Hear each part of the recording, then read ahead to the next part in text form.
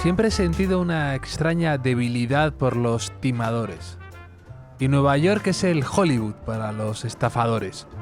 Si quieres triunfar de verdad en el mundo del mangoneo, tienes que venir a probar suerte aquí. Es el paraíso del charlatán y del vendehumos. La tierra prometida para los del fake it until you make it. Desde que pones un pie en la ciudad, siempre va a haber una persona dispuesta a timarte de algún modo u otro. Pero en Nueva York, si eres un estafador, tienes que acabar cayendo. No puedes salirte con la tuya. Entre los mandamientos del buen timador, figura inscrito en mármol en algún lado una caída estrepitosa, algo que choque entre propios y extraños, algo que escandalice a la comunidad. A lo mejor hasta tienes suerte y acaban haciendo un podcast o un documental en Netflix narrando tu ascenso y tu caída a los infiernos. Uno de esos documentales en los que hablan de ti conocidos. Siempre saludaba en el club de tenis. Parecía un vecino normal. Una vez le vi reciclar. Me gusta hacerme preguntas cuando leo alguna de esas disparatadas historias de timadores. ¿Cómo podían dormir por las noches? ¿Qué les empujó a eso? ¿Hasta dónde pretendían llegar? ¿Lo sabía su familia? ¿Sus amigos? ¿Tenían un plan detrás? Y sin duda la que es mi favorita de todas. ¿Les habrá merecido la pena todo esto? Impostores hay en todos lados, desde luego, pero en Nueva York parece que hay más. Hay algo ahí en ese ambiente, en la forma de vivir con fecha de caducidad, que hace que sea una ciudad un poco de trileros buscavidas que premia el triunfo desmesurado muy pronto y muy rápido.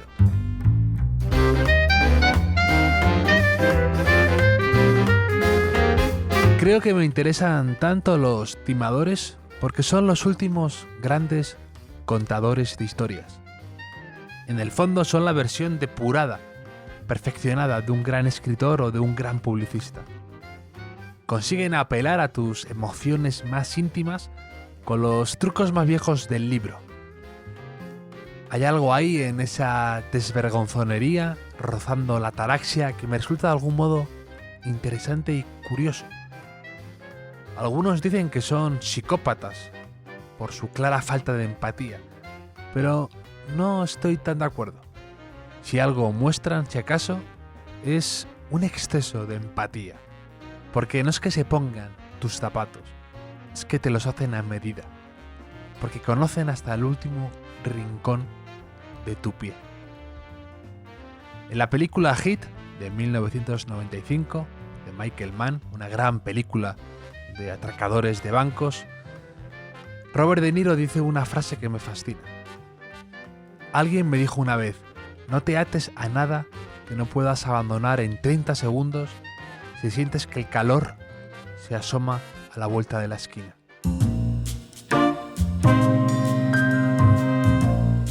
Una vez le dije a mi madre que cuando decían mi nombre en clase cuando era pequeño, al pasar lista o al llamarme a salir a leer o a la pizarra, sentía de repente un calor en el pecho.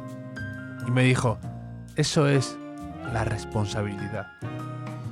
Y Nueva York es esa ciudad en la que uno siempre parece estar escapando de ese calor, pero donde lo sientes siempre, vibrando en tu caja torácica como una canción de jazz.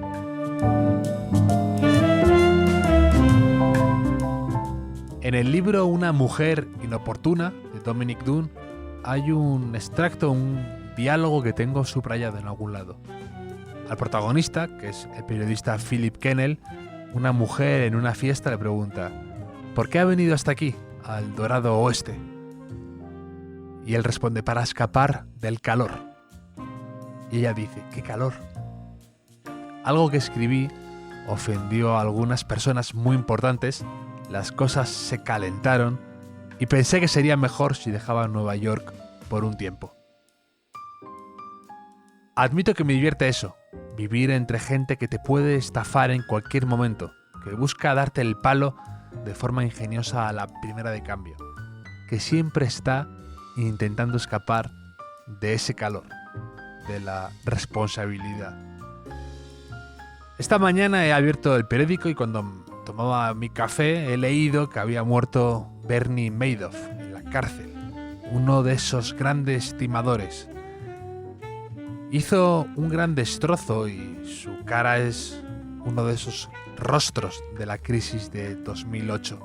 Fue el responsable de una gran estafa piramidal y fue sucesivamente robando dinero directamente de familiares, empresas, amigos, de todo tipo. Y se llevó por delante varias vidas, fortunas, amistades y relaciones de confianza. Incluso la de su propio hijo, que se acabó suicidando porque no era capaz de sobreponerse a semejante mancha, ¿no? Al repudio de los demás, a llevar ese apellido. Y cuando estaba leyendo el obituario, me acordé de esa pregunta. Me acordé de ¿le habrá merecido la pena todo esto?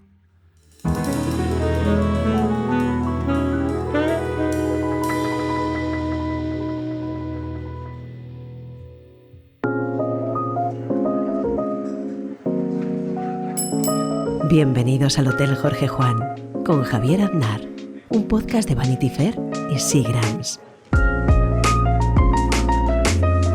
A mi invitada de hoy le interesan los cobardes, los impostores y la ciudad de Nueva York. Estoy hablando de Marta Fernández, periodista y escritora.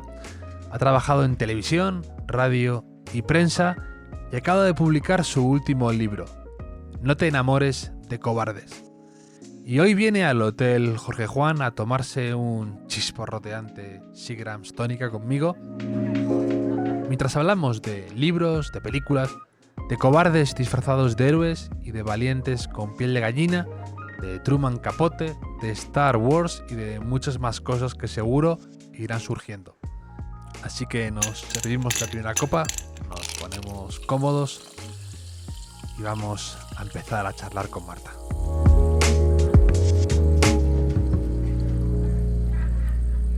¿Cómo estás, Marta? Pues estoy encantada de estar en el Hotel Jorge Juan contigo después de haberte escuchado tanto, estar aquí compartiendo esta charla. Sí, sí. Tenía ganas de que vinieras. Además, acabas de publicar tu libro No te enamores de cobardes con Círculo de Tiza y me lo he estado leyendo estos días y he disfrutado un montón. Hay una carta de amor a Darth Vader que me ha parecido genial y desternillante. Y luego es una especie de diálogo, ¿no?, entre películas y libros y un poco hablas de todo esto que te apasiona tanto. Sí, creo que es más que nada una especie de galería de obsesiones, ¿no? Supongo que te habrá gustado porque hay muchas de las obsesiones que me temo que las compartimos y cosas de estas que nos enamoran y que hacen que nuestra vida sea mejor, que están en ese libro. Y sí, son una serie de textos que tienen que ver con la literatura y con el cine, muchos de ellos con el cine, sobre esos personajes, esas historias que amo, esos escenarios a los que siempre volveríamos, ¿no? El título hace referencia a un artículo que se llama No te enamores de cobardes y haces un pequeño repaso por alguno de los grandes cobardes del cine. Y yo me ponía a hacer como mi propia lista y no es tan fácil porque a los cobardes, ¿no?, se les olvida con facilidad, ¿no? No son los héroes, son esos seres un poco repugnantes de las películas, esos personajes que te dan grima y los borras de tu memoria un poco. Sí, suceden dos cosas con los cobardes. Una, que los borras de tu memoria, y otra, que muchas veces no los ves venir y entonces no puedes hacer el diagnóstico de un cobarde tan sencillamente. Con lo cual hay muchos personajes, muchas personas también, que parecen personas normales, valientes, que pueden parecer incluso héroes, pero que luego no lo son y en el momento de la verdad dan muestras de esos rasgos tremendos de cobardía, ¿no? El artículo empieza con Rick en Casablanca. Cualquiera diría que el durísimo Humphrey Bogart es un cobarde, pero es un cobarde absoluto escondido en un agujero. Yo aquí protesto. Tengo que levantar la mano aquí. Tengo que levantar la mano. Es un Rick cobarde no puede absoluto. ser un cobarde. No. Es que a veces se confunde la acción con la valentía y la inacción con la cobardía. Yo creo que Rick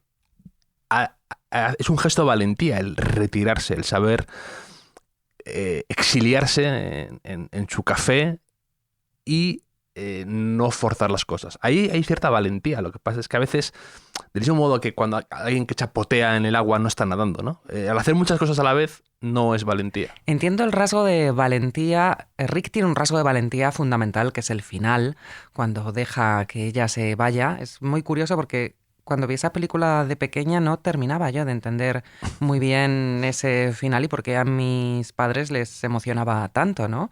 Dice, pero este hombre, ¿por qué se queda ahí? No entiendo mucho esto del avión. Claro, entonces veíamos estas películas a los 10 años, es normal que no entendieras nada. Sí. Entiendo esa valentía final, pero creo que ese momento en el que él parece ser duro y dispara y me hostia al corazón porque tengo un hueco aquí que total ya la bala no va a hacer presa en ese lugar.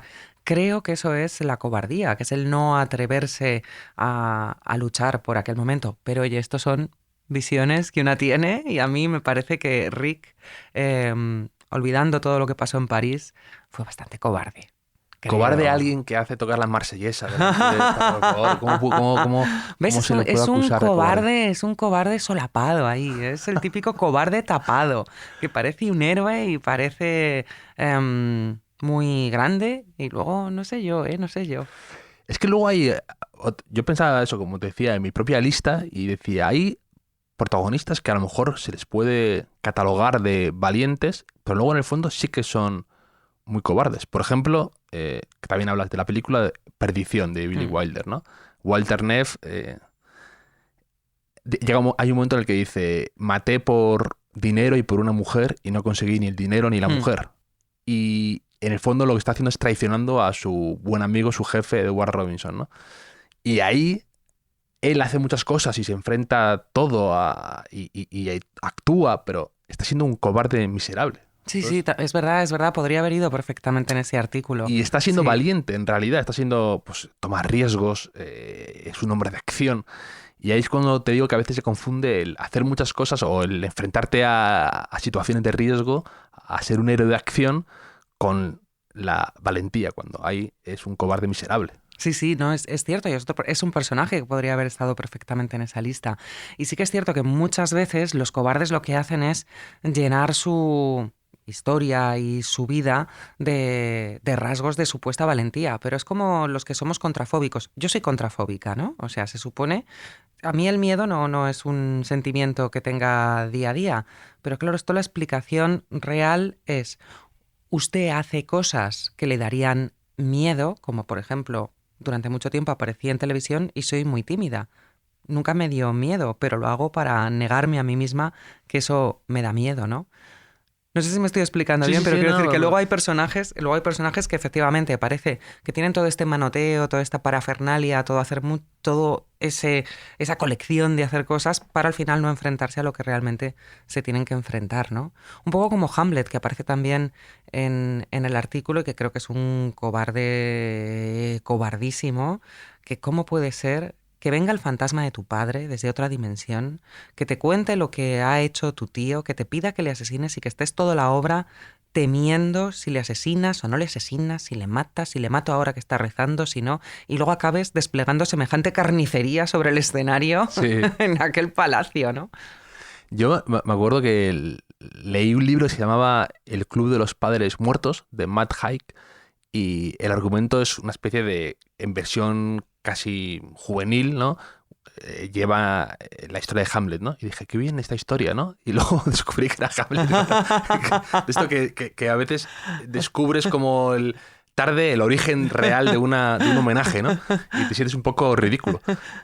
Pero, ¿qué otros grandes cobardes hay en el cine? Yo no, por ejemplo, pensaba y decía, claro, hay algunos cobardes de estos, pues Fredo, ¿no? Claro, me tienes que contar tu lista de cobardes es que también. Por eso, que me hacía gracia porque no me salían tantos porque es difícil, porque son como personajes de repente secundarios, ¿no? Pues el que se esconde en un retrete en un parque jurásico, ¿no? Y deja a todo el mundo y se lo acaba comiendo un tiro. Pero es que pasan sin pena ni gloria, ¿no? Y luego encima terminan con su pecado termina con su castigo final, ¿no? Te come el dinosaurio. Muchas veces ocurre eso, ¿no? Pero por ejemplo, Fredo en El Padrino, ¿no? Que también escribe sobre John Cazale, el actor Le llamas el actor de las 4 caras, ¿no? De las 5 caras. Sí, es que le adoro, me parece que es Sí. el actor perfecto. Claro, bueno, el pobre tampoco tuvo tiempo para equivocarse, pero sí, efectivamente, el Fredo es un personaje de este tipo, ¿no? Y también, pues, yo qué sé, por ejemplo, Joaquín Phoenix en Gladiator, ¿no? Que es como la Sí. encarnación de la cobardía mezclada con el sadismo un poco, ¿no? Sí, sí, sí, sí. Y que te producen esa especie de repulsa automática, incluso en películas de la mafia, que vas con los malos, ¿no? Y dices, vas contra el chivato, ¿no? Contra la Claro, rata la rata. que va a la policía. A lo mejor, Sí, a lo mejor sí, está sí, haciendo sí, una sí. labor correcta, ¿no? Éticamente buena y a ti te parece reprobable, ¿no? Pero sí, hay una mezcla ahí de cobardía con ser un poco también chivato, que sí me ha parecido como lo peor, ¿no? El ser el chivato. Totalmente. Sí, Entonces- sí. La delación es lo peor, porque el único acto de supuesta valentía que estos cobardes demuestran es irse de la lengua cuando no deben irse de la lengua.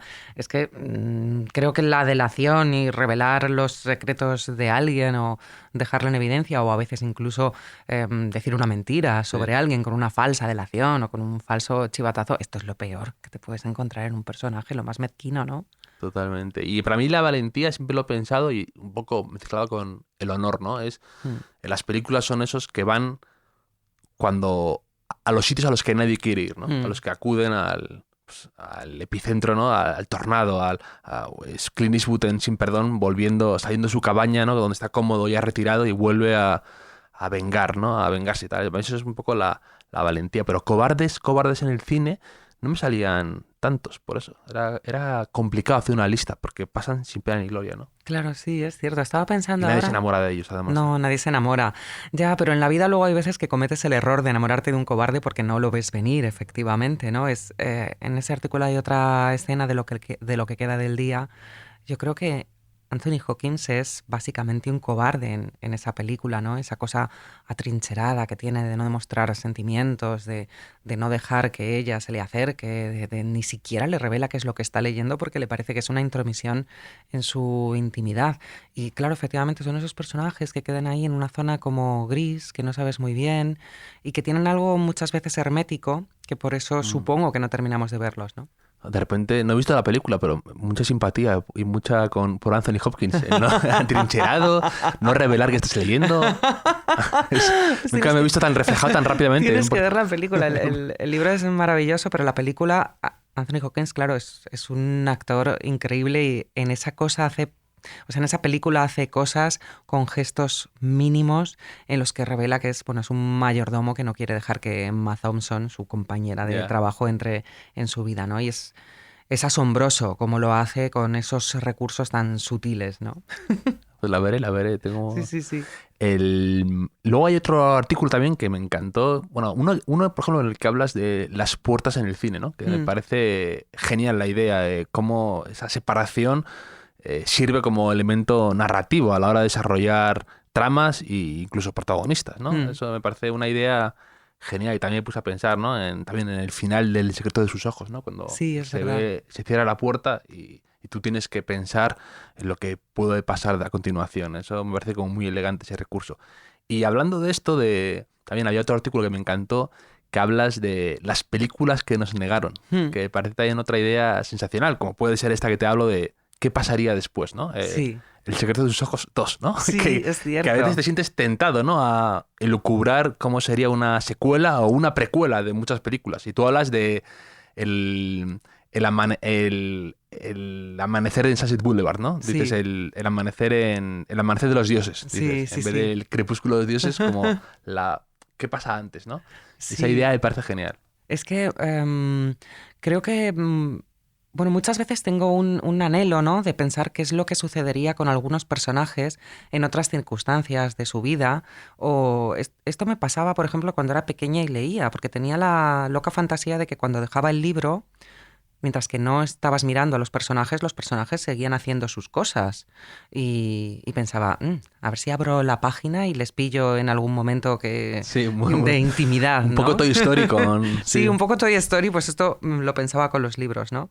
Y a veces es cierto que viendo películas lo piensas, ¿no? Me gustaría ver aquello que no se ve en la película. Y en el caso de El crepúsculo de los dioses, claro, a mí me gustaría ver aquellos momentos de gloria de la actriz cuando hacía sus películas magníficas con Cecil B. DeMille. Y creo que hay bueno, hay películas reales que nos fueron negadas, como cuando David Lean quería rodar Nostromo y nunca pudo porque nadie le aseguraba, pero hay momentos de películas y de personajes que a mí me gustaría que se hubieran desarrollado, quizá no en una secuela o en una precuela, porque eso, bueno, uno siempre lo imagina, pero sino en esas vías, en esas puertas otra vez que se abren de algunas escenas y que nos podrían llevar a otros argumentos.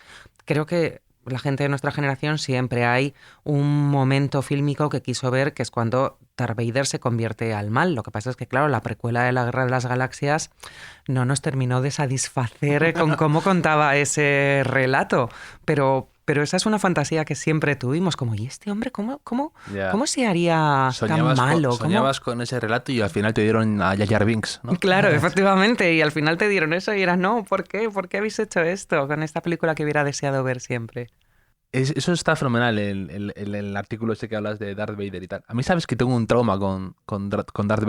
¿Por qué? un pequeño trauma fílmico. Porque, yo creo que lo conté una vez, pero cuando la primera vez que vi Star Wars fue en mi casa con mi padre. Mi padre no ha visto más de 5 pelis en su vida, no contadas, y no le gusta el cine, no le gustan las películas, tal. Y a mí me encanta. Entonces estaba viendo Star Wars por primera vez y en el momento clave en el que Luke se enfrenta a Darth Vader y Darth Vader le confiesa que es su padre, 2 minutos antes mi padre me dice, bueno, este es el padre de este, ¿eh? Y yo, ¿cómo? Me dice, sí, es que... Y me dijo, ¿lo ves? Para que no te fíes nunca de ni tu propio padre. Una lección de vida ahí en Star Wars. Una mezcla de emociones me vino de repente. No podía confiar en mi padre que estaba al lado ya. Bueno, tengo una especie de... Lo tengo grabadísimo. Pero eras un niño entonces. Claro, tenía no sé, 7 años, por ahí, la primera vez que vi Star Wars. Y entonces, claro, lo recuerdo como del primer gran spoiler de mi vida. Tengo ese y luego el del gol de Iniesta en el Mundial. Lo estaba viendo tranquilamente por televisión y iba con retraso, entonces toda la calle de repente gritó el gol y yo, no puedo ser. Por un momento pensé que también tu padre te había dicho, ahora Iniesta va a marcar un gol, hijo mío, para que veas que te puedes fiar de un Albacete siempre en tu vida. Que habría sido fantástico. Efectivamente. Pero me parece divina la viñeta esta de verte con tu padre y tu padre destripándose ese momento de es el padre, aparte yo no sé si me lo dijo porque veía que yo no podía a lo mejor gestionar esas emociones a la vez. Pero vamos, un momento de que para siempre ya. Y volviendo a esas películas que nos negaron, hay muchas citas que me parecen geniales ideas. También un poco, ¿no? Yo también lo pensaba, ver qué pasó antes, incluso películas o libros, qué pasó antes con Gatsby y Daisy, ¿no? Antes claro. ¿Qué pasó para que sea ese personaje ahora tan castigado, Gatsby? ¿Gatsby es un cobarde o no? Buena pregunta esta, ¿eh? No lo sé, pero es que además creo que Scott Fitzgerald no nos permite saberlo. Es que, claro, tanto el libro como las versiones cinematográficas, pero bueno, básicamente el libro está tan bien construido con ese narrador que es absolutamente no fiable y que no sabe qué es lo que está sucediendo, que no deja más que lagunas para que el lector las vaya llenando. Entonces es muy atrayente, es muy seductor porque es la teoría de la puerta y el susto, ¿no? Si hay un monstruo detrás de la puerta, mientras que la puerta está cerrada, el monstruo da muchísimo miedo. Pero si uno la abre, a veces puede descubrir que hay un caniche. Sí. Entonces, en el caso de Gatsby, claro, Scott Fitzgerald deja muchas puertas cerradas para que lo llenemos con nuestra imaginación. Y no puedo saber si es un cobarde o no es un cobarde. A mí no me lo parece, pero tampoco tengo yo el cobardómetro muy afinado. Lo sabemos por tus duras declaraciones sobre Rick. Ya por eso, ya cualquier cosa me podía sorprender ya cualquier cosa. Pero lo de la luz verde, el embarcadero, el hacer fiestas y no acercarse y tal, el cobardómetro puede empezar a titilar, a hacer así. Sí, podría ser. No lo había pensado. Pero es muy interesante la idea que dices de lo del monstruo detrás de la puerta, y eso, por ejemplo, lo manejó genial Spielberg, ¿no? Que era, por ejemplo, con Tiburón, el tiburón en sí sale apenas un minuto. Es maravilloso esto, porque esto fue como sabes, esto fue por un error, fue por un problema que tuvieron en el rodaje. Tenían construido un tiburón fantástico. En aquella época, claro, era un muñeco, digamos, y entonces se les rompió.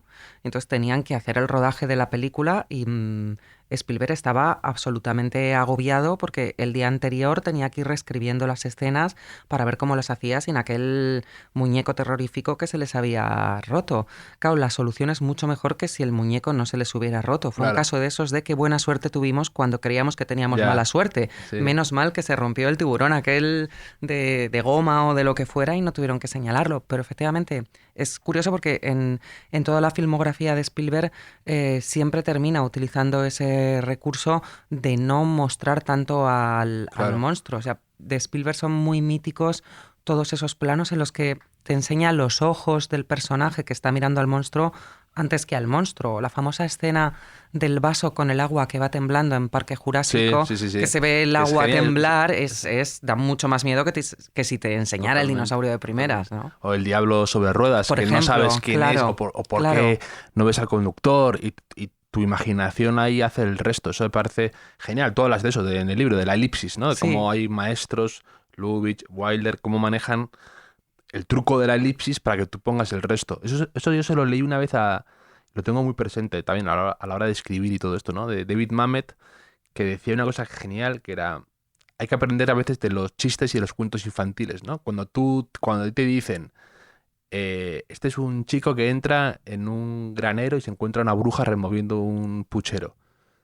No te hace falta nada más para que tú en tu cabeza ya te has imaginado la granja, el granero, la bruja, con todo tipo de detalles, el puchero, el humo, tal. Tú has puesto todo el resto enseguida y no tienes que empezar a describir cuáles eran los traumas de la bruja, por qué se hizo bruja, y a veces ocurre mucho eso. Me pasó con el Joker, la película. A mí yo soy de los pocos que no me gustó, pero porque no necesito que me expliques qué hizo al Joker ser el Joker, ¿no? Y entonces es una especie de carrusel de excusas, ¿no? De decir, esto, la sociedad hizo así al Joker, ¿no? Entonces, me pareció lamentable ver al Joker bañando a su madre, por ejemplo. O sea, decir, a mí me gusta lo inesperado no necesitaba ver esto, ¿no? Claro. Lo inesperado de la maldad. El Joker te asustaba cuando era pequeño. A mí me asustaba el Joker de Jack Nicholson porque era el mal por el mal. Es decir, te puedes encontrar una persona así en el mundo y no sabes por qué le ha hecho ser así. Y tú te imaginabas el resto, ¿no? Tú ponías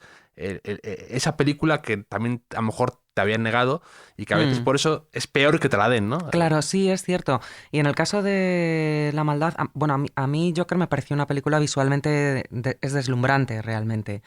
Pero es cierto que es uno de esos ejercicios que uno hace de ¡ay, qué película me gustaría ver sobre cómo se llegó a construir este personaje! Pero claro, en el caso de La maldad es muy delicado, porque la maldad más atrayente es aquella que no tiene razón de ser. O sea, yo no necesito saber si Aníbal Lecter se convierte en caníbal porque de pequeño su madre le forraba judías verdes. Imagínate una película en la que sale la infancia de Aníbal Lecter y su madre es vegana y no hace más que darle judías verdes, entonces a partir de ahí él se come primero el gato de la vecina y empieza aquello a degenerar. No te digo yo que de repente me ha empezado a tragar de ver esa película, ¿sabes? Pero no, es cierto, es que la maldad es... Como el joven es el Don Cooper ahora que han sacado la serie, claro, pues, el joven Aníbal Lecter. El joven Aníbal Lecter. Escuchando para música serie clásica. De humor, a lo mejor. Sí, no sé. Pero claro, como lector o como espectador, la maldad es mucho más interesante cuando no tiene explicación. Pero porque realmente yo creo que la maldad existe de una forma pura y natural, sin más necesidad de explicaciones. Es verdad, a veces puede tener alguna explicación y los psicólogos dirán que puede venir de traumas y que puede venir de cosas, pero la maldad que realmente te sorprende y te deja pegado a la butaca o al sillón cuando estás leyendo es esa maldad que no tiene ninguna razón. Y efectivamente, claro, el Joker daba mucho más miedo cuando era malo, porque era malo, ya está. No pasa nada más, era malo, no es que tuviera problemas y fuera un mal comediante. Pues si todos los males comediantes se convirtieran en el Joker, estaríamos bastante mal porque hay bastantes malos comediantes. Y hablando un poco de esa maldad, te quería preguntar si has visto el documental que está en Filmin y que la gente lo está comentando mucho últimamente, el de Truman Capote, el de Capote Tapes se llama, ¿no? Quería saber si lo has visto y qué opinión te merece y qué conclusiones sacas del personaje de Truman Capote. Pues lo he visto y además tenía muchas ganas de hablar contigo de esto, del documental.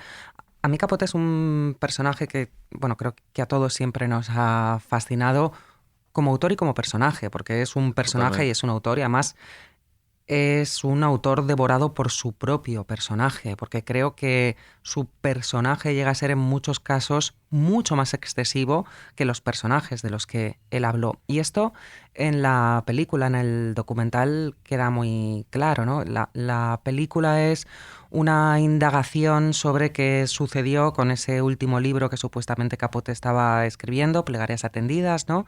Y lo hace a través de esas entrevistas que en su día se hicieron con las amigas de Capote. He de decir que cuando he visto la película... Claro, la gente estaba comentando mucho la película, ¿no? Y entonces eran unas cintas que no se habían escuchado, se hablaba de la novela y de verdad, es que pensé que iban a contar algo más sobre la novela, que por fin iban a decir, no, nunca escribió la novela, estuvo 10 años engañando a todo el mundo y solo escribió 3 capítulos.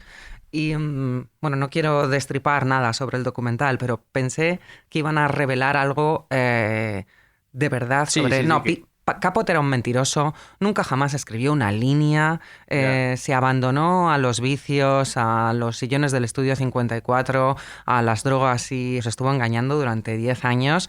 Y miren, al final hay una cinta en la que él le confiesa a una de sus amigas, no te preocupes, que realmente no he escrito nada más de esto, ¿no? Entonces me quedé un poco como diciendo, ay, qué pena, al final no me han contado nada de esto, pero...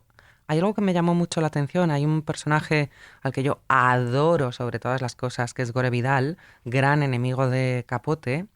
Y me llamó mucho la atención porque en el documental, claro, la imagen que se da de Capote es esa imagen absolutamente decadente, crepuscular del final, en el que sus amigas de la alta sociedad terminan abandonándolo. Y me acordé que Gore Vidal, que odiaba a Capote y era un odio mutuo y bastante bien alimentado entre los dos. Bueno, Gore Vidal odiaba a casi todo el mundo, con lo cual tampoco es dato, y Capote también, con lo cual, en fin, era lógico que aquel odio mutuo. Recordé que en Palimpsesto hay un momento en el que Gore Vidal habla de Capote y entonces dice, él el pobre dice una cosa así como, o sea, no recuerdo ahora cómo es la frase, pero la idea de aquel momento es, él el pobre se acercaba a la alta sociedad pensando que allí estaba el poder y no se daba cuenta de que todos le trataban como una mascota, como un bufón. Y cuando al final le sucedió que publicó aquel adelanto de Plegarias atendidas, todos le abandonaron. Y hay una ligera pena en cómo Gore Vidal lo cuenta, ¿no? Gore Vidal que dijo de Capote aquello de Capote ha hecho de la mentira un arte menor. Y siempre fue muy duro con él, ¿no? Pero sí que es cierto que al final Palimpsesto tiene esa especie de se apiada, ¿no? De Capote. Y creo que viendo el documental uno se apiada también un poco de Capote, de ese final. Sí, yo también he tenido un poco esas sensaciones encontradas que comentas, que tiene ese título un poco de tapes, ¿no? Como de, suena como a leaks, ¿no? A Sí, todo sí, sí. ese toque de va a haber alguna filtración especial, va a haber Sí. revelar, y tampoco cuentan nada muy novedoso, ¿no? Y Claro. aún así es un documental fascinante, ¿no? Porque ya solo el ver esas imágenes de archivo de la época, los amigos suyos que hablan y que comentan y que le trataron, pues ya solamente eso es interesantísimo. Pero también tengo esa sensación de un poco a veces tristeza por ese personaje, ¿no? Sí. Que acaba siendo devorado, ¿no? por... Es que además Capote, que dijo dijo 1000 frases memorables, pero dijo una que siempre recuerdo mucho, que es cuando Dios te da un don, te da un látigo, y el látigo es para fustigarte. Entonces, claro, parece que Capote estuvo los primeros años de su vida utilizando su don, pero a partir de un momento Sí. solo utilizó el látigo. Sí. Y es verdad que hay una pena en ver esa imagen y luego hay escenas gloriosas. La reconstrucción de la fiesta en blanco y negro creo que es impresionante, con todas las declaraciones de sus amigas, de las mujeres que fueron, como todas pensaban que era la más guapa porque les decía en la puerta de la fiesta, oh, cariño, eres la que mejor estás divina. Y cómo está hecha la reconstrucción, las imágenes que son increíbles, es verdad que te transportan a ese momento. Pero sí, a mí me quedaba esa cosita de decir, ay, me hubiera gustado que contaran más, ¿no? Que su hija adoptiva, por decirlo de alguna manera. Sí. Y era un bombazo, ¿no? Sí, revelará, pues no, o sea, no encontré ninguna libreta, libretas en las que escribía como esta que tienes tú aquí. Sí, efectivamente. Y no encontré ninguna libreta, mira, mi Truman no terminó por escribir nada. ¿Ves ahí ese personaje un poco infantil, déspota? Y luego hay un momento que me pareció muy revelador y muy... De estas frases como que dices, es perfecta, que dice... que Truman Capote dice de él mismo, dice que él tenía mucha facilidad para ver a través de la gente, que era lo que le... Porque quizá él era así, ¿no? Esa especie de... que era lo que le obsesionaba a la gente, sus ambiciones, que era lo que hacía su mundo girar, ¿no? Y eso me pareció muy revelador de Truman Capote, ¿no? Esa capacidad que tenía él para detectar cuáles eran tus miserias y ponerlas en papel. Y luego era tremendo los paralelismos que había con el documental de Umbral, que también está en Filmin, en cuanto a un tipo que nadie sabe muy bien de dónde llega, que se codea con la alta sociedad, que le gusta un poco ser despellejada por él, que luego es comido por los platos de televisión, por la atención, por ir a todos los talk shows estos, y al final como muere un poco... aislado, que nadie va al funeral de Umbral, y aquí también Capote esa especie de que tú has dicho de decadencia suya, ¿no? Es cierto, no lo había pensado, pero sí que hay una especie de paralelismo entre los dos documentales, porque hay un paralelismo entre los dos personajes, ¿no? Los dos, esos chicos de pueblo que llegan a la gran ciudad en un momento en el que la ciudad a la que llegan está en una eclosión de la beautiful people, ¿no? Que se llamaba aquí en Madrid en aquella época, o de la alta sociedad. Y es cierto que hay un paralelismo, claro. En el caso de Umbral puedes pensar, Umbral ha repetido algunos gestos de este escritor al que yo creo que todos hemos admirado por lo bien que escribía. Hay un momento en el documental que no sé si es Norman Mailer que dice es el que mejores frases hacía de todos nosotros, ¿no? Que tampoco se llevaba muy bien con Norman Mailer, ahí tenían ahí sus tira y aflojas. Sí, tenían sus tira y aflojas, pero hay una escena que cuenta Norman Mailer que la cuenta cuando van cuando entran a un bar, ¿no? Y claro, Capote sí que tiene una cosa muy interesante que es como una especie de pionero. Todo esto que cuentas de la historia de Umbral en los años 70, 80, hay que pensar en la época en la que Capote lo hace.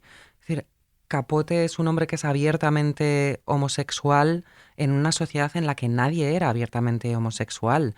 Es un hombre que se inventa a las celebrities, porque convierte en celebrities a sus amigas de la alta sociedad y que luego se convierte él mismo en celebrity, en esa especie de...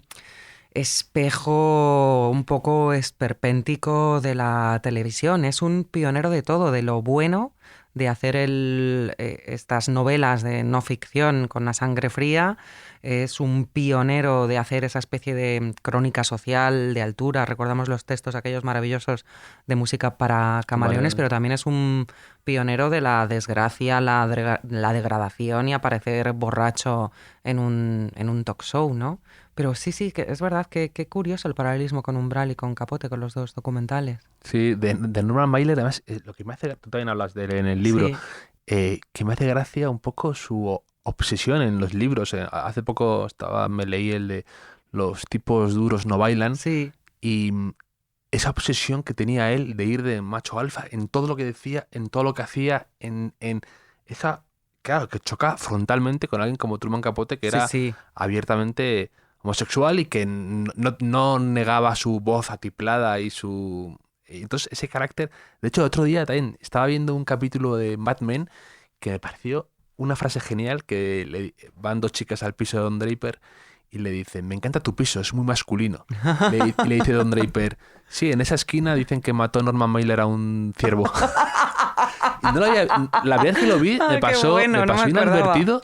Y me pareció genial y una disección del carácter ese de Norman Mailer de siempre querer ir como de macho proveedor, no sé, una cosa totalmente. Obsesionado en todo lo que escribía, en todo lo que hacía. Eso me parece llamativo. Es muy llamativo porque Norman Mailer no hubiera necesitado impostar más lo que la naturaleza ya le había dado. Quiero decir, ya parecía un super macho alfa, aunque permaneciera callado, ¿no? Que es bastante tremendo. Y es cierto, Truman Capote tampoco hubiera necesitado impostar más lo que él era. Lo que pasa Sí. es que hay gente que su naturalidad muchas veces es su superficialidad o su manera de hacer pirotecnia de lo que ya llevan de serie, naturalmente.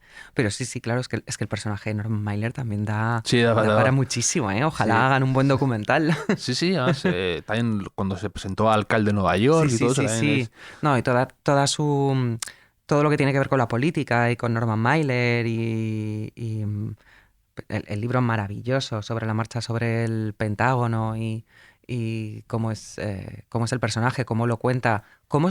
Claro, es que él mismo en ese libro se convierte en un personaje y habla de él como si fuera un personaje. Sí, y sí. efectivamente, se presenta como ese personaje, como de, Sí, aquí bueno, estoy yo, a ver, Es tremendo, es tremendo. ¿qué hacemos con la guerra de Vietnam?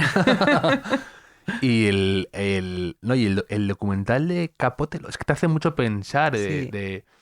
y luego cómo la acaban repudiando por algo que llevaba haciendo toda la vida, que era Sí. mezclar la ficción con los hechos. Que yo ahí tengo mucho conflicto, ¿no? Con A Sangre Fría, porque parece lo que él llamaba, ¿no? Una novela de no ficción, que ahí hay muchas. Es un terreno súper peligroso. El de empezar tú a cambiar, a retorcer hechos para que te encajen en la novela, ¿no? Ya a Capote le pasaba eso, es un escritor deslumbrante. A mí hay una obra menor suya, o yo creo que es menor porque no es tan conocida, que se llama Ataúdes de Artesanía, Mm, que es sensacional como narra un caso como de True Crime, que ahora tan de moda está, mm. que es un libro finito y es absorbente y tremendo. Pero me gusta pensar en él como una novela. Cuando empieza a mezclar elementos de realidad con ficción o novelarlos, él siempre decía, todo lo que cuento en A Sangre Fría está basado en escritos, en conversaciones, y luego se iban viendo ciertas mentiras, y sobre todo mentiras pequeñas que dices, si estás Sí. mintiendo en esto, con cosas, detalles a lo mejor un poco insignificantes para que te encaje mejor a la hora de contar una historia, eso hace una gran mentira luego. Y luego, ¿qué no estarás contando? ¿Sabes? Claro, pero es que el propio Capote hablaba de la necesidad de la mentira para, como tú dices, embellecer la historia o para que, en fin, aquello de no dejes que la verdad te estropee una buena noticia, pues él un poco era no dejes que la crudeza de la verdad te estropee una buena estructura literaria Claro. o una buena obra, ¿no? Y claro, en el caso de Capote y en el caso que yo creo que también es más grave de A Sangre Fría, está luego toda su relación personal con Perry, o sea, su relación personal con el asesino, cómo no consigue acabar la novela. Cuenta muy bien en el documental ese momento ambivalente en el que él no quiere que le ejecuten, porque en el fondo se ha enamorado de él o ha creado con él un vínculo tremendamente especial, Sí. pero también quiere que le ejecuten, porque así le puede poner un fin Sí, a la historia. a su obra, ¿no?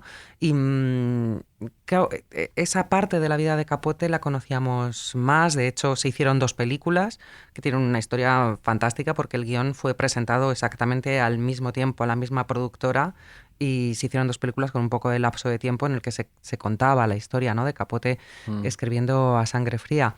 Pero ese momento de después en el que más se centra el documental sobre su ascenso a la alta sociedad, cómo se empieza a codear con estas señoras de buenas familias y cómo le adoptan y cómo le adoran y cómo las traiciona, no lo habíamos visto. Y es muy curioso porque es que yo no me sabía la historia del director del documental, pero la leí el otro día y No tengo ni idea. pues creo que habría un documental sobre la historia del director del documental. El director del documental... Otra película que nos han negado, ¿eh? Sí, Marta? otra película que nos han negado. Pues el director del documental fue asesor de Michelle Obama durante mucho tiempo, se dedicó a comunicación política y comunicación empresarial, pero fundamentalmente comunicación política. Lobby puro y duro. Lobby puro y duro. Y entonces él está casado con un señor belga, que es una de las personas más millonarias del mundo. Trabajó en distintas consultoras y terminó teniendo una consultora propia. Pero es que este señor belga supermillonario pasó por un divorcio muy escandaloso de una señora unos años antes de casarse con el director del documental. Entonces, al leer toda la historia del divorcio escandaloso de su marido, de que era absolutamente millonario, pensé, es que el director del documental Sí. habría sido un cisne de capote. Claro, realmente. Claro. Digo, hay una especie de identificación ahí en algo, ¿no? Una preocupación ahí por algo. Me llamó la atención ver la historia porque pensé que a lo mejor su aproximación a los cisnes Claro. tenía algo que ver. Eso pasa de vez en cuando también. Me acuerdo, me acaba de venir a la cabeza el documental, no sé si lo viste, de Jinx. Sí, De sí. Robert Durst, que Sí, es sí, terrible. sí, madre mía. Pues el director de ese documental, que es Jarecki, Sí. o algo así, el tipo también es como una vida parecida, no parecida porque no es un criminal confeso como Robert Durst, y Confeso sin querer. un psicópata totalmente, pero que es de una familia millonaria, que él tomó otro camino. Entonces, es verdad cuando esa aproximación que dices que a lo mejor algunos directores tienen porque orbitan alrededor de ese mundo Claro. e incluso él habrá pensado, necesito un Truman Capote que cuente estas miserias de mi marido belga ahora. No, es curioso porque hay una entrevista en el Guardian en el que, como él ha sido asesor de comunicación política, le preguntaban que si habría aceptado asesorar a Truman Capote. Y Ya. dice que no, que de ninguna manera habría aceptado asesorar a Truman Capote porque Ya. aquello habría sido un desastre, pero que le hubiera encantado que Truman Capote hubiera tenido Twitter o Instagram en estos días. Es genial la historia esta que comentas porque aparte lo de ser asesor de Michelle Obama de repente queda en un segundo plano. Toma, Totalmente. dices que es una cosa fascinante ya, dices, queda en segundo plano. Sí. No, yo también pensaba, digo, ¿quién podría ser un Truman Capote de hoy en día cuando hablas de Twitter y todo esto? Y fíjate que he dado con uno que no está tan lejano de él, que es Bret Easton Ellis, por ejemplo. Ah, pues sí, sí. Que es un tipo también como en esa mala baba un poco, como él tuvo muchos enfrentamientos con Foster Wallace. Es verdad. Es un tipo un poco muy ingenioso y a la vez un poco resentido. Y luego, ahora de hecho está sacando un podcast muy interesante, de pago, por supuesto, como tiene que ser todo lo que circula alrededor de Bret Easton Ellis, sobre un poco su vida y mezclado con un asesino en serie y todas esas cosas. Y entonces es un poco capotiano todo ese universo cierto, y todo eso. Entonces, es cierto. Luego, aparte, bueno, evidentemente que no es lo importante, pero que también abiertamente gay en una época en la que a lo mejor la gente no se atrevía. Y un tipo que ha escrito una novela como American Psycho, Claro.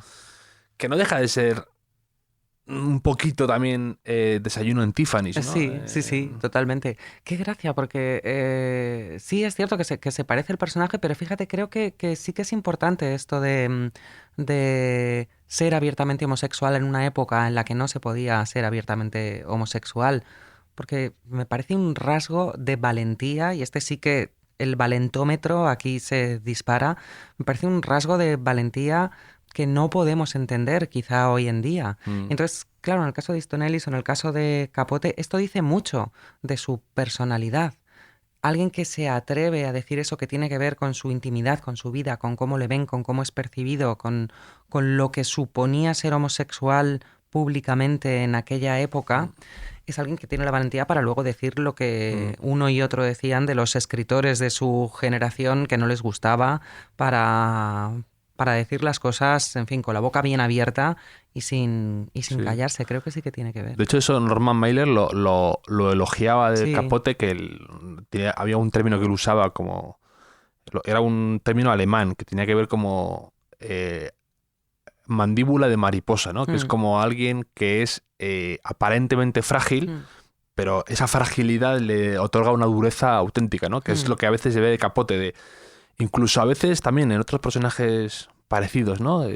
Incluso también un poco en Bret Easton Ellis, que al final es gente que dice un poco lo que piensa, sabe que va a molestar, sabe que va a perder amistades, que es criticado, que es despellejado, y que aún así va haciendo va rompiendo el hielo, ¿no? Eso hay un poco de valentía ahí, ¿no? Esto que hablamos de cobardes y valientes, pues ahí hay cierta valentía, o al menos yo lo admiro, ¿no? Un poco, a veces incluso cuando eres frívolo, cuando eres un poco como Capote, con un toque ese de maldad, yo siempre hay una pizca de mí que admira esa de decir, mira, me da igual lo que digan de mí, me da igual molestar, que incluso a veces pues no eres quizá una persona excelente, ¿no? Por hacer eso.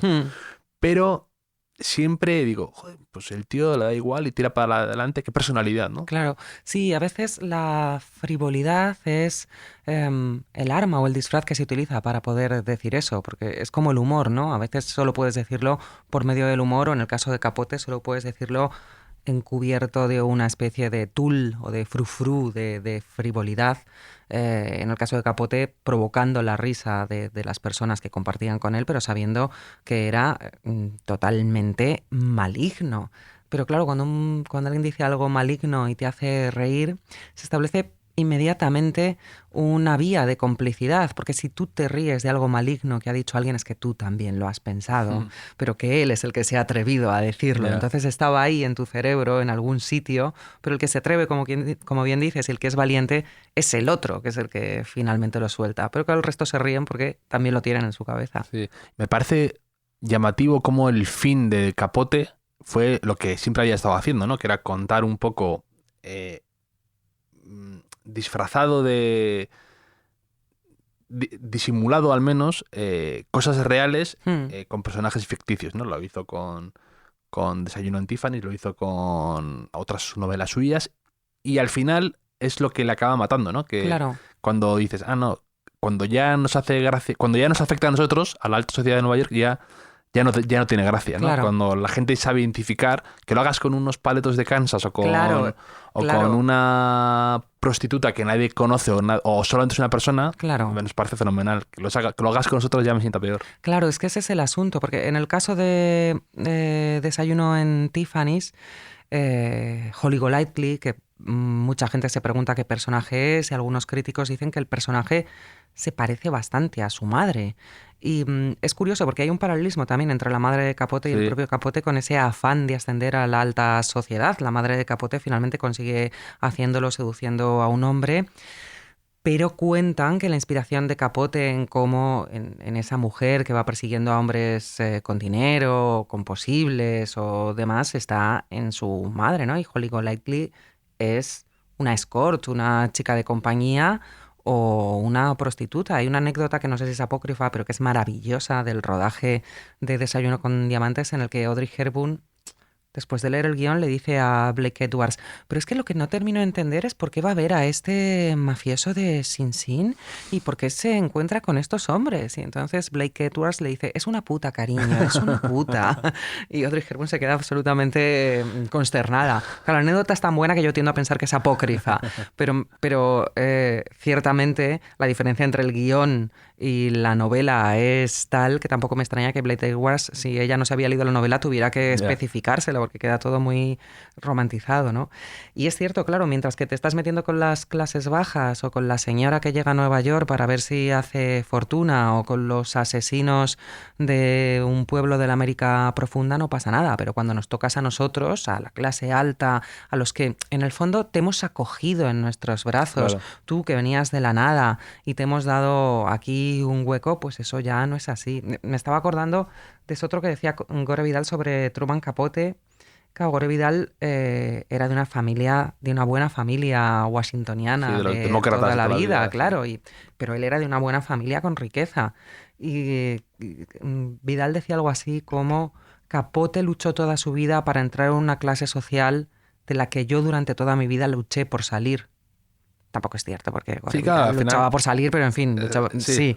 Pero Vidal no quería ser un como patricio. como que dice, sujétame para no pegarse. Tal. Pues, Sí, sí. Por favor, no me sueltes. Sí, sí, total. Ay, no quiero ser un patricio, pero bueno, yo aquí Sí. en la Costa Amalfitana, en una casa maravillosa, en fin. Pero sí que es cierto que Capote siempre quería entrar en esa clase alta y ser de la alta sociedad, y al final lo que pasa es que lo hace... es un bufón, no deja Un más... toy boy de... Claro, es el bufón de la corte que les hace reír, Sí. y cuando la broma se sale de madre, pues te cortó la cabeza. Sí, y luego pasa mucho eso cuando... también pasa actualmente con los diarios, o pasó también incluso con el libro de David Jiménez, del Sí, director, sí, ¿no? sí, Que sí. cuando la gente... Tú usas la ficción un poco y la gente puede confundir y no sabe abiertamente, o sea, no sabe directamente que eres fulanito, es esta persona, y se juega con los motes y tal, a la gente le siente fatal que le puedan confundir con el otro. Claro. Eso pasa con los diarios, cuando usas una inicial, yo siempre lo pienso y digo, ¿cuánta gente pensará que a lo mejor M es Marta Fernández o es Juan o Javier? Entonces, Claro. jugar un poco con eso, a veces esa ambivalencia es lo que crea que la gente se enfurezca. Claro, sí, porque, bueno, primero porque aparece la inicial o porque aparece el nombre alusivo al personaje, y entonces puede ser uno o Claro. puede ser otro o puede no, pero también por lo que comentabas antes de no se sabe muy bien hasta dónde esto está dopado de ficción, por sí, decirlo sí. de alguna manera, Sí. o embellecido o afeado. Mm. En cualquier caso, ¿no? Y entonces, claro, supongo que eso es lo que le molesta a la gente. No sé, porque yo nunca me he visto reflejada en ningún libro de Ya. nadie, pero tengo algún amigo que ha aparecido en algún libro y efectivamente estaban Además, molestos. Porque tú no controlas tu narrativa, tu historia. Claro, eso efectivamente, cae en manos de otro. efectivamente. Y bueno, y luego hay dos cosas del documental que me molestan un poco. Uno es que me gustaría que hubiera explorado más esa amistad con Andy Warhol. Sí. Y dos es que sale una periodista escritora con las gafas empañadas continuamente. Me Y puso, sin me mascarilla. puso cardíaco con las Sí, sí, gafas sí, sí. empañadas. Y digo, ¿pero por qué? Son así, las lleva así. Sí, es nadie, verdad. nadie le ha dicho nada. Es verdad, yo no podía entender, parecía como cristal esmerilado Sí, sí, sí, o algo sí. así. Decía, pero ¿las tienes sucias como Sí, yo sí. las llevo siempre? Sí, pero ¿No se las ha lavado? No. Y además es muy curioso porque ella dice cosas interesantes, pero es cierto que la imagen de las gafas empañadas te desconecta un poco de lo que dice. No me entra nada de lo que dice. Me entra por aquí, solo pienso en el agobio que me producen sus gafas. Sí, es cierto que a mí me hubiera gustado también que hubieran abundado en lo de Andy Warhol. Es la etapa del estudio 54 está documentada y aparecen las famosas fotos. Bueno, hay muchas famosas fotos de Capote en el Sí. estudio 54, pero a mí que el estudio 54 es todos esos lugares mitómanos que tengo ahí clavados en la cabeza, sí que me Sí. hubiera gustado. Y Truman Capote aparece continuamente, como dice la gente, un poco Nueva York es un protagonista, ¿no? Del documental.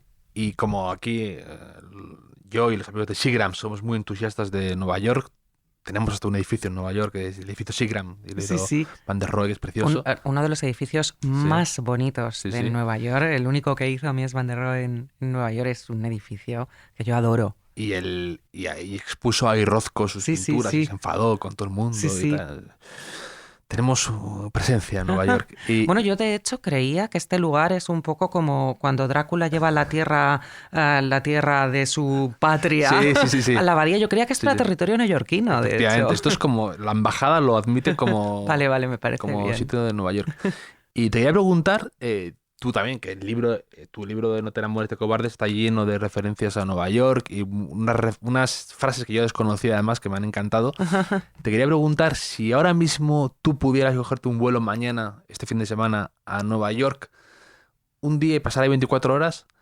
Tenía curiosidad qué haría Marta Fernández en Nueva York si tuviera esa potestad que te podemos dar nosotros como pequeña embajada aquí en Nueva York para irte a Nueva York 24 horas. ¿Qué harías? ¿Qué sitios no te perderías? Porque hay que saber elegir, solo tiene 24 horas. Solo tengo 24 horas, es cierto. Tengo que hacer un buen recorrido, ¿eh? Mira, solo de pensar que mañana podría coger un avión e irme a Nueva York es que sí, me dan como escalofríos del placer y de la necesidad.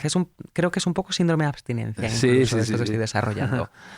Pues creo que lo que haría, siempre que voy a Nueva York, lo primero que hago es ir a Strand, a la librería. Siempre lo primero que hago es ir a Strand. Pero porque te esperas encontrarte de nuevo a Robert Downey Jr. Bueno, siempre espero un poco encontrarme de nuevo a Robert Downey Jr., efectivamente, y poner cara de qué hombre más guapo y luego decir, ¡ay, es Robert Downey Jr., por favor! Se lo contaste en la charla con Laura Riñón. Sí, en la charla con Laura. Es que fue muy gracioso, muy gracioso. En la escalera esta tan grande que tiene Strand, de repente estábamos solos en la escalera y vi un hombre que bajaba que me pareció guapísimo. Y entonces yo puse cara de qué hombre más guapo. Y 3 segundos después me di cuenta y entonces puse cara de es Robert Downey Jr. Y entonces él me miró como diciendo, sí, soy yo.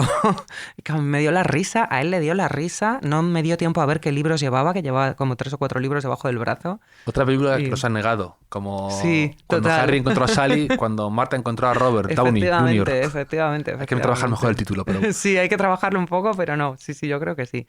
Pues iría a Strand y creo que es posible que me hiciera una ruta por librerías así matutinas. Me encantaría ir a una librería que ya no existe, Gotham, que era una librería que me gustaba muchísimo, que es el lugar donde más me han hecho la pelota en la vida. Es una escena absolutamente magnífica, digna de Pretty Woman, cuando va Richard Gere y diga, háganle más la pelota. Porque yo quería comprar una primera edición de Los Guardianes en el Centeno, que he visto que tienes ahí, efectivamente, ¿eh? Y bueno, quería comprar también unas cosas de Pynchon y demás, ¿no? Y entonces Tardaban en salir Pynchon. Tardaban en salir Pynchon. Yo estaba en una residencia muy cerca de Gotham, ¿no? Y entonces iba mucho. Y el librero era muy gracioso y siempre me decía, si acaba de ir Don DeLillo. Ya decía, no, a ver, no es posible que todos los días que venga me digas que se ha ido Don DeLillo justo ahora. Es como, no es esto, te lo estás inventando. Entonces el día que le dije que quería una primera edición, me dijo, pues entonces vamos a subir a la tercera planta. Me subí a una planta en la que había una mesa absolutamente fantástica y empezaron a agasajarme de una manera tremenda. Lo que pasa es que la librería, por la gentrificación y demás, pues ya cerró, claro. Era un edificio entero en Midtown y cerró. Strand ha estado ahí... Strand ha estado ahí rozando el palo, sí. Que son estas cosas que en Twitter, sí. Por favor, apoyadnos y todo esto. Sí. Que no sé si es un poco de oportunismo o no lo sabremos nunca, estas cosas, pero que yo creo que va a sobrevivir por eso, por el... Totalmente. El empuje se le dio ahí pero sí, que es una pena que estas librerías que son más enormes, con una presencia y todo esto, vayan desapareciendo poco a poco. Ahora han sacado hace nada, un documental, se llamaba sobre los libros en Nueva York, ¿no? Y las librerías de segunda mano y todo eso. Es de las cosas que más me gusta. Mira, si hiciera un paseo, además, iría a otra librería que estuvo a punto de desaparecer en 2019, antes de la pandemia, que es The Drama Bookshop. Pero no desapareció porque la compró Lin-Manuel Miranda. Ah, el de Hamilton. Entonces, claro, Lin-Manuel Miranda hay que hacerle un monumento por muchas cosas, pero entre otras por haber rescatado de Drama Bookshop, porque es una librería estupenda en la que todo tiene que ver con teatro y con cine, donde puedes encontrar obras que están absolutamente descatalogadas. Lo que era antes en Madrid nuestra Avispa, que era una librería de teatro, donde ibas y si una obra de Lope de Vega, por ejemplo, no estaba impresa, ellos hacían la petición a la Biblioteca Nacional, la copiaban y te la daban. Pues esta es un poco así. Y ya que si fuera de Drama Bookshop, luego me iría al MoMA a ver Rothkos, que es una de mis pasiones, pero de mis pasiones absolutas. Creo que me iría a comer a Minetta Tavern. Tardábamos en ir a comer ya. Sí. Paseo, estaba yo ya. Estabas ya como... Sí, como un niño en el museo que le ves muerto del asco ya. Y digo, por favor, necesito... No, pero la visita en el MoMA sería solo para ver Rothkos, ¿eh? Bien. Y creo que me iría a comer a Minetta Tavern, que tiene, una de las hamburguesas mejores de la historia. Ya que estaba en esa zona, me daría un paseo por Washington Square, que es uno de mis lugares favoritos del mundo. Y por la tarde habría que elegir, ¿no? Entre ir al Met, a la ópera, o ir a ver un musical, que creo que es una cosa fantástica para hacer por la tarde. Ya, los musicales, además... Lo que pasa es que ahora, claro, tú me has dicho si se pudiera viajar. Yo me lo imagino como si estuviera todo abierto. Sí, no, por supuesto. Y entonces... El día que se pueda volver a ir, voy a exigir que todo se mantenga. Hombre, por supuesto. O me gustaría mucho ir a un espectáculo que seguro que has visto que se llama Sleep No More. Sí. Es, claro, esto ahora no se puede hacer porque nada. Tienes contacto con... Cumple todos los tics de algo prohibido. Es todo de absoluto riesgo, sí. Que lo de Sleep No More era como... No, yo no he estado, pero que me han hablado mucho de eso. ¿No? Pues que era como... Tienes que ir cuando reabran. Sí, Sleep No More es una compañía de teatro inglesa que compró 2 edificios enteros en Chelsea, 2 edificios enteros, ¿no? Y entonces, claro, es una especie de mezcla entre Shakespeare y el pasaje del terror. Uh-huh. Ellos los 2 edificios los han decorado perfectamente como si fuera un hotel, el Hotel McKintrick, y... es como si fuera un hotel de principios de siglo y la compañía lo que hace es que representa a Macbeth sin hablar, son piezas de ballet y entonces el público entra con una máscara blanca como de Eyes Wide Shut. Es que claro, tiene todos los mitos como mezclados, ¿no? Tú entras con una máscara de Eyes Wide Shut, entras en grupos... ¿Con contraseña o no? Y sí, te dan una carta para entrar y solo con la carta te dan un cóctel antes, claro, para que ya vayas un poco como... receptivo. Sí, hay gente que se sale porque pasa miedo y no. Entonces tú puedes pasear por el hotel y te vas encontrando con los actores. Puedes decidir seguirles o no seguirles. Es un espectáculo inmersivo absolutamente. Es impresionante, de verdad, ¿eh? Yo he estado 3 veces. Las 3 he visto cosas distintas. Y me gusta mucho, pero claro, gentes con máscara, mientras que hay actores desnudos, tirando agua, sudando, todos metidos en un hotel, esto ahora no se puede hacer. No cumple Ninguno. ningún requisito. Bueno, si la máscara consiguen transformar en mascarilla, Sí, pero casi de snorkel, pero bueno. No, pero de todas maneras, va la gente corriendo por los pasillos esos, todos hacinados. No puede ser, no puede ser. No, terrible, terrible. Y ya una copa al menos en Nueva York, ¿dónde la tomarías? Pues no lo sé. Mira, hay un restaurante que me gusta mucho, pero que me da mucho dolor de corazón ir, que es el Jan George, porque es que, claro, es que está en una de las torres de Trump y entonces me da como... Sí, esa sensación un poco... Sí, me da esta sensación que decíamos antes un poco encontrada, como, vale, hacen los mejores huevos benedictos del mundo, pero está en un edificio de Trump. Y Yo iría sin ningún tipo de... sí, tiene una terraza donde te puedes tomar una grandísima copa, aunque también es muy buen sitio para tomarse una copa al otro lado. Te vas a Brooklyn y en cualquier sitio en el que puedas ver el atardecer, Ya. bueno, desde el River Café, que es más, que es, digamos, más turístico y demás, hasta cualquier barcito de Brooklyn donde puedas ver atardecer sobre Manhattan, es maravilloso. Qué difícil encontrar unos buenos huevos Benedict, ¿eh? Aquí en Madrid a mí me cuesta, ¿eh? Sí, aquí en Madrid cuesta, sobre todo por el English Muffin, ¿no? Y que no es el verdadero. Hombre, hay sitios que tienen unas aproximaciones. Esto, si encuentras algo, pásamelo. Sí, Pero sí. cuando vuelvas a Nueva York, de verdad, es que los del Jan George son maravillosos. Sí. Tengo ganas de volver. A ver si podemos... A ver cuándo abren. Yo estoy ahí Sí. expectante. A ver cuándo dan el pistoletazo de salida. Y me imagino a todo el mundo ahí en el avión con la diadema de la Estatua de la Libertad, banderines de los Yankees. Sí. Sí. Y el certificado de la vacuna aquí Sí, en la sí, mano. exacto. No, que yo ya voy bien, ¿eh? Exacto. Y bueno, y antes has hablado también de, un poco hemos hablado de lo del espejo de la televisión y hemos hablado de Truman Capote entrando y de Umbral, cómo les devoró. Y tú has trabajado mucho en televisión, ¿no? Entonces te quería preguntar un poco qué has aprendido de todo ese mundo y cómo lo ves. Me parece muy interesante tu opinión y tus vivencias y qué te ha enseñado un poco ese mundo. Yo trabajé más de 22 años en televisión. Eres, como se dice, que es una expresión que odio, un rostro conocido, ¿no?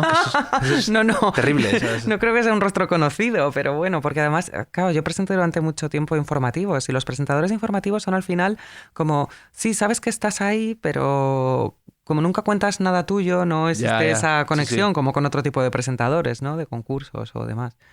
La verdad es que Más aséptico todo, ¿no? sí, es todo un poco... Yo no era muy aséptica presentando informativos, pero sí, es todo más aséptico. La conexión es distinta, yo creo, ¿no? Claro, es que la televisión ha cambiado muchísimo. Recuerdo que cuando yo empecé, bueno, bastante tiempo después de empezar, cuando estaba en CNN Plus, en las reuniones de edición escribía las cosas, las noticias del día en unos cuadernitos Moleskine. Y como soy bastante diógenes de las cosas de papel y de los cuadernos, pues allí se quedaban guardados. Y hace ya unos años aparecieron los cuadernitos Moleskine, entonces los abrí. Claro, ninguna de las noticias que dábamos nosotros en aquel momento habría aparecido ahora en un informativo. La franja de Gaza, no sé qué, bueno, las noticias de cultura, claro. No sé qué escritor saca tal, y lo contábamos. Esto no aparecería ahora en ninguno de los informativos. Es que la televisión ha cambiado muchísimo. Y claro, es que ahora voy a parecer de una nostalgia bastante insultante, ¿no? Pero a mí me da bastante pena, porque la televisión que más me gustaba y que tiene que ver con las noticias y que tiene que ver con la pausa ya no se hace.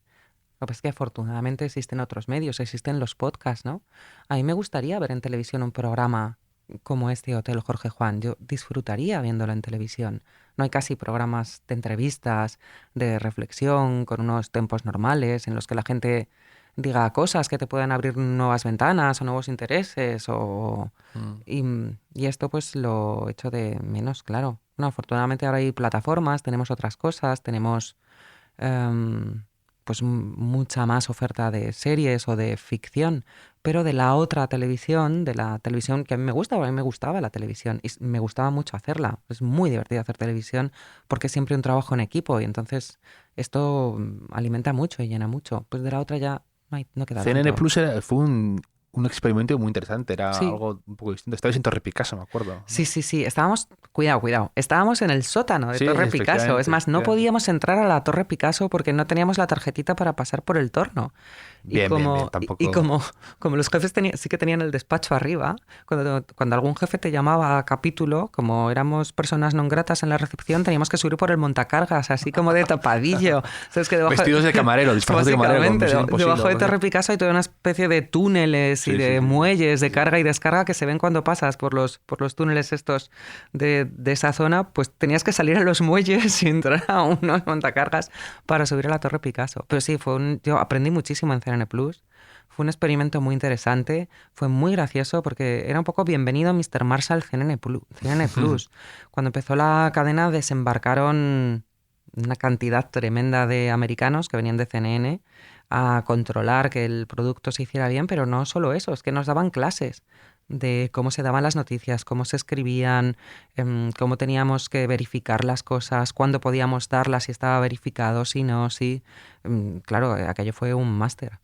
¿No? Y muy interesante. Y luego estuviste ya en Mediaset, ¿no? Sí, bueno, luego de CNN Plus nos marchamos a Tres Cantos, luego empezó 4, yo pasé a 4 y cuando estaba en 4 me llamó Mediaset, Telecinco, para ir a presentar el informativo con Hilario Pino y entonces me fui. Luego se dio la circunstancia de que Mediaset compró 4 y entonces volví a encontrarme con todos mis compañeros. Yo hice el informe financiero de esa... ¿Ah, sí? Sí, que así ha salido todo, ¿no? Te voy a decir, luego me tienes que contar, por favor. Sí, yo estuve trabajando en Fuencarral, ahí en Mediaset, meses y meses. Claro. Y fue la primera vez que un jefe me dijo, esta noche no se duerme. Por favor. Trabajas hasta las 10 de la mañana. Ostras. Y la primera vez, ¿eh?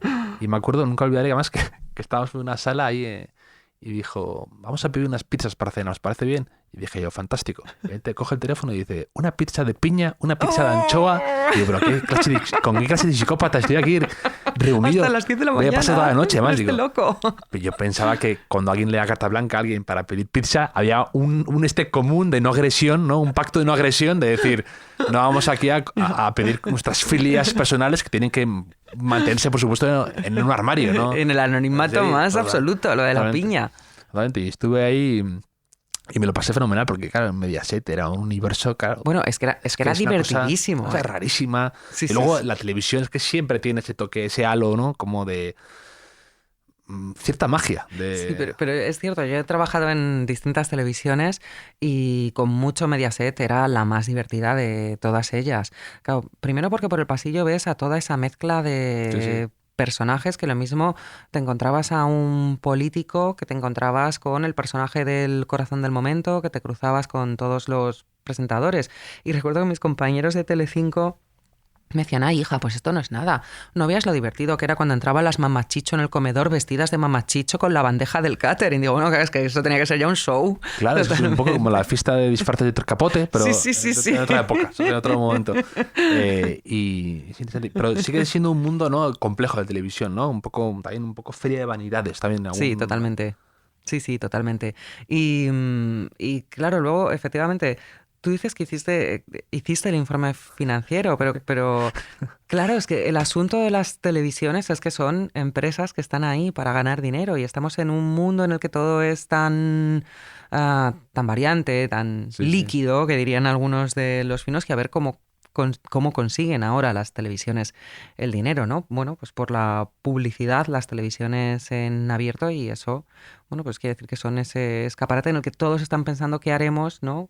Porque llegará un momento en el que los espectadores de televisión, entendido como el aparato de televisión, desaparecerán y tendrán que rentabilizar de otras maneras, que yo no sé si cuando hiciste este informe esto ni siquiera ni se plantearía, claro. Sí, no, es que es curioso cómo cambia a toda velocidad todo esto y las formas de consumo, las formas de entretenimiento. Todo va a una velocidad a veces vertiginosa y es verdad que es interesante hablar con esa gente que está detrás tomando decisiones y ver cómo toman el pulso de la sociedad en ese momento y ver qué es lo que interesa y qué es lo que no interesa y cómo razonan. Y es fascinante hablar con ciertas personas del mundo de televisión. Sí, no, y es cierto y además, claro, muchos de ellos tienen ese poder que tenía Capote de mirar a las personas y saber qué había detrás. Sí. Pues hay muchos directivos de televisión que tienen ese poder de mirar y saber qué es lo que la gente quiere ver y qué es lo que le va a gustar y qué es lo que no le va a gustar. Y creo, bueno, Telecinco tiene bastante maestría en saber dirigir el discurso de cuáles son Sí. las preocupaciones, cotilleos y despellejamientos del momento, ¿no? Pero es curioso, porque saben ver eso en este momento, pero muchas veces no saben ver qué vamos a hacer con la televisión pasado mañana, Ya. cómo vamos a hacer que esto sea rentable. Es un poco como el hámster en la rueda, vamos a seguir dando toda esta comida y todo este alimento a los espectadores que nos están viendo, y pasado mañana ya veremos qué es lo que sucede con la rueda si sigue girando.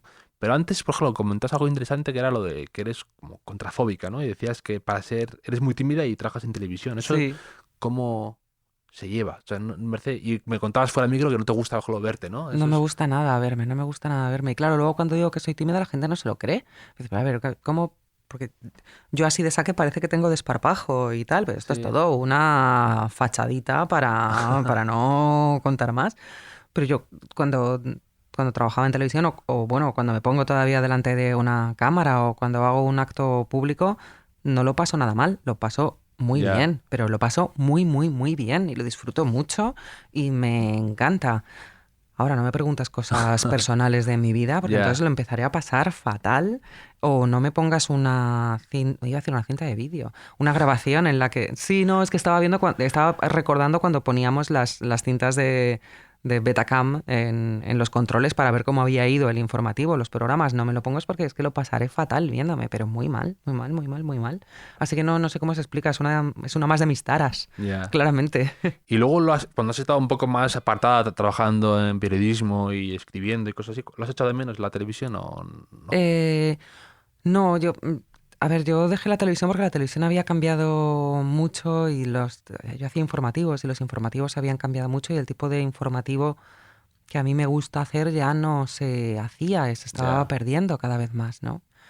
Entonces, claro, lo que yo echo de menos de la televisión es de una nostalgia insultante, porque es una Ya. televisión que ya no volverá. Yo echo mucho de menos CNN Plus, Ya. mucho de menos, y echo mucho de menos cómo se trabajaba entonces, a pesar de la precariedad de los primeros tiempos de CNN Plus, porque la Porque gente es no se lo bonito cree. recordar esa precariedad a veces, ¿no? Es decir, con Sí. 4 medios hacíamos... No, y es muy bonito aprender a hacer las cosas con esa precariedad, porque claro, efectivamente, cuando con 4 elementos tienes que sacar una programación, al final tu cabeza se las ingenia para poder hacerlo y para poder sacarlo, y muchas Claro. veces para poder hacerlo sin que se note que lo estás haciendo con 4 medios. Entonces, claro, yo sí echo mucho de menos aquella Y, por ejemplo, televisión. ¿y qué es lo que mató a CNN Plus, por ejemplo? O sea, Que no nos veía nadie, claramente. sí, ¿no? Sí, O sea, fue una cosa de audiencia pura y dura, ¿no? Bueno, no fue una cosa de audiencia, creo que fue una carambola empresarial en aquel momento Ya. de la venta de 4 y lo que estaba ocurriendo con el desmantelamiento de Canal Satélite Digital, el contrato con CNN, el contrato de Canal Plus con CNN no era un contrato barato, claro. Ya. Y era un contrato muy ventajoso, eso sí, muy, muy, muy ventajoso, porque nosotros en CNN Plus teníamos acceso no solo a todos los corresponsales de la red Claro. de CNN en español, sino que teníamos acceso a todas las imágenes de CNN. Y en aquella época eso era mucho y no había otra manera de conseguirlas. O sea, uno de los momentos, no sé si puedo contar esto, pero igual es una empresa que ya no existe, lo voy a contar. Uno de los momentos de mayor éxito financiero de CNN Plus fue después del 11S. Porque las imágenes del 11S era una señal servida por CNN. O sea, yo estaba presentando en ese momento y nosotros hacíamos un boletín informativo muy cortito de 6-5 minutos en Canal Plus y lo hacíamos los presentadores, lo hacía yo, vamos. Y entonces en ese momento, en el control de realización, estaban todas las señales que tenía disponible CNN. Eran señales suyas. Y me dijeron, ha pasado algo en una torre gemela. Hay una esta de fuego. Te lo pinchamos. Me lo pincharon y estuvimos 7 horas en directo. Como eso era antes del informativo, el resto de las cadenas lo vio y pinchó directamente esa señal de CNN. Pero pinchó la señal de CNN sin pedir permiso. Con lo cual, CNN Internacional le cobró una pasta después a todas las cadenas españolas que habían pinchado esa imagen, que era imagen noticiable. Qué bueno. Claro, y que era necesario pinchar, pero para la que no se reclamaron derechos en ese momento. No era como ahora, claro, nadie subía a las redes sociales, que no existían, ni a internet, ninguna imagen en directo, no Sí, sí. existía. La única manera era básicamente piratear la señal de una televisión americana. Y en este caso era CNN la que tenías en directo, esa fue la señal que fue pirateada. Y claro, si tú pides los derechos a priori, te ponen una cifra. Si ya los has emitido, Sí, te sí, ponen sí, una sí. cifra mucho mayor. Así que sí, sí. Pues qué época tan divertida. Y luego, ahora que lo comentabas, el estar contando algo en directo, así también contaste lo del accidente Spanair, ¿no? Sí, Me sí, contaba sí. Laura en la Sí. charla y más cosas. Y esa adrenalina y esa sensación de informar. Me preguntaba, ¿qué te pareció la serie de... como experta en esto, de Newsroom? ¿Te gustó o no? Porque hay gente, hay opiniones encontradas. Es muy curioso porque además revisé no hace mucho la primera temporada de Newsroom. La serie está muy bien hecha, está muy, muy, muy, muy, muy bien hecha. Hay momentos que son absolutamente inverosímiles porque hacen cosas que no se podían hacer Sí. en un control de realización de aquellas épocas. Y entonces es como de, a ver, deja de inventarte esto, que no es posible, querido amigo. O sea, no, esto no se puede hacer. Como Capote, inventándose todo Sí, para que le sí, encaje. bueno, claro, para que encajara en la ficción, porque la gente no tenía por qué saber que en aquella época emitir en directo era muy complicado. Claro, no era como ahora. Es que dependías de un satélite y tenías que poner una antena que diera con el satélite para rebotar la Claro. imagen. A mí la serie me gustó, volví a ver la primera temporada y me gustó mucho. Recuerdo que en su día me empezaba a cojear al final, ¿no? En la última temporada. Pero la serie está muy bien. Hay una serie en Apple TV que se llama The Morning Show. Sí, con Steve Carell con y Steve Jennifer Carell y Aniston, Jennifer Aniston. que se gastó un dineral en hacer Sí, que se cada gastaron piloto. una pasta, no ha tenido casi eco Ya. y es curioso, porque la serie tiene cosas interesantes sobre el mundo de la tele ahora. Y es curioso cómo cambian las dos visiones desde The Newsroom, que no hace tanto tiempo, hasta esta Sí. serie de Steve A mí es que me Carell gustan y mucho esas Jennifer series que Aniston. transcurren un poco ¿no? Que se ve detrás lo que hay de un Sí. programa en directo, la tensión, Sí. el productor hablando por el pinganillo al presentador y Sí. cómo tienes que mantenerte estoico ahí ante... estás siempre me parece muy complicado el estar recibiendo órdenes por el pinganillo y mantenerte con ese... Rictus. Sí, y Dilo, ese estoicismo y sí, sí. pensar a la vez, y me parece delicadísimo. Ah. Incluso tengo un amigo que su mujer es presentadora en Antena 3 de telediario y también le digo, me parece muy complicado leer el teleprompter. La gente le parece Ajá. como muy sencillo, a veces dificilísimo darle naturalidad a algo así, ¿no? No, sí, la gente le parece que el leer el QE es sencillo. Tiene una dificultad, pero no tiene tanta dificultad, ¿eh? Cuando lo has leído 3 veces, ya, y además, bueno, claro, lo que hay que hacer es escribirte tú tus entradillas, Claro. y entonces así el teleprompter es un apoyo por si, yo qué sé, es que tampoco te vas a saber todos los datos que aparecen, pero bueno, es un apoyo para tenerlo ahí. Pero lo otro, lo de que te digan cosas, yo venía yo empecé en Telemadrid. Y en Telemadrid trabajaban con lo que se llamaba pinganillo abierto, es decir, tenías abierto el control de realización, el realizador y el director del programa, que te hablan por 2 micrófonos También tenías distintos. justo el fútbol, No, el perdona, carrusel deportivo a la no, vez. yo hice deportes y el presentador del programa de deportes Fútbol es Fútbol, Javier Reyero, Mítico Javier Reyero. mítico Javier Reyero, era superdotado para esto. Tenía el pinganillo en una oreja y en la otra oreja tenía el carrusel deportivo Sí. y hablaba al mismo tiempo. Sí. Entonces, claro, como yo venía a esta escuela de pinganillo abierto, Sí. a mí me gusta trabajar con el pinganillo abierto, porque así si sucede algo en el control, no tienen un vídeo o hay una imagen que un directo a ver algo en una pantalla o tal, tú ya te anticipas y sabes qué es lo que está sucediendo. Pero claro, está en CNN Plus, como pasa. Claro, yo estaba 6 horas en el plató de CNN Plus. Claro, si estás 6 horas en un plató con el pinganillo cerrado, te mueres del asco.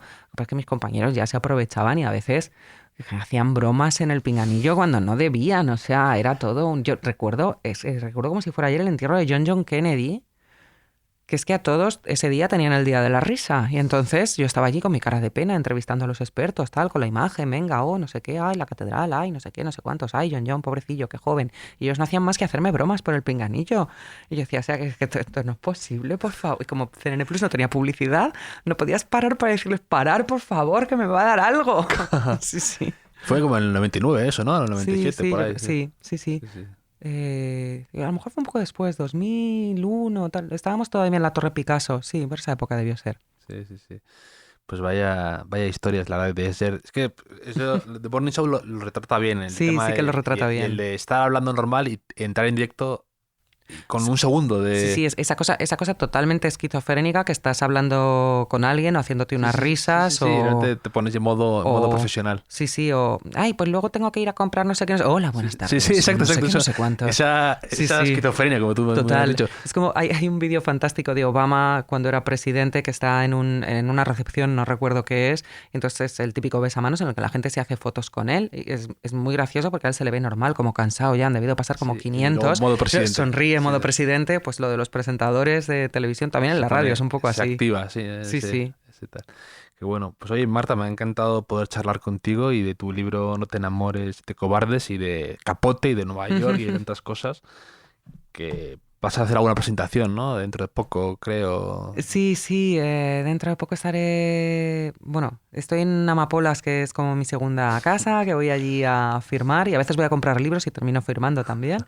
Y luego en la librería Rafael Alberti voy a hacer una presentación con Eduardo Madina y bueno, pues ahí haremos lo que la pandemia nos permita, ¿no? Claro, porque sin feria del libro y sin cosas así, Claro. pues hay que reinventarse, hay que hacer Totalmente. cosas y mantener el contacto con los lectores, que siempre es divertido y siempre Sí. es enriquecedor. Pues nada, Marta, me ha encantado que te hayas pasado por el Hotel Jorge Juan. Te llevas uno de nuestros nuevos albornoces del hotel. Esto me gusta tantísimo, de verdad. Es que a mí un buen albornoz, y además, claro, como este es un albornoz neoyorquino aprobado por la Little Embajada. Efectivamente. Muchas gracias. Pues ha sido un placer tomarnos esta copa juntos. Así que, en fin. Muchas gracias, Javier.